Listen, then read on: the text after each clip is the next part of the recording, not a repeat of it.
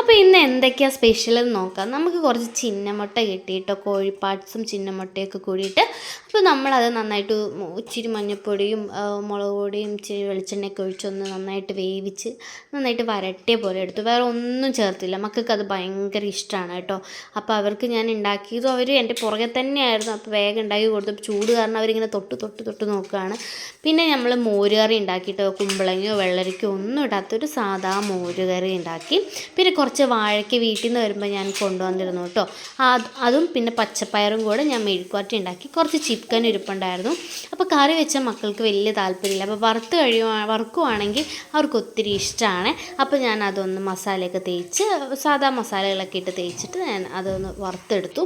അങ്ങനെ വൈകുന്നേരം രാത്രി ആയപ്പോൾ ശ്യാമ് വന്നു. അപ്പോൾ ഞങ്ങൾക്ക് ഇന്നത്തെ സ്പെഷ്യൽ എന്താണെന്ന് വെച്ചാൽ മോരുകറി, മെഴുക്കുവരട്ടി, പച്ചപ്പയറും വാഴയ്ക്കും കൂടെ മെഴുക്കുവരട്ടി, ചിക്കൻ വറുത്തത്, പാട്സ്. അപ്പോൾ നമ്മുടെ വീഡിയോ കണ്ട് ഇഷ്ടപ്പെടുന്നത് ലൈക്ക് ആൻഡ് സബ്സ്ക്രൈബ് ചെയ്യണം.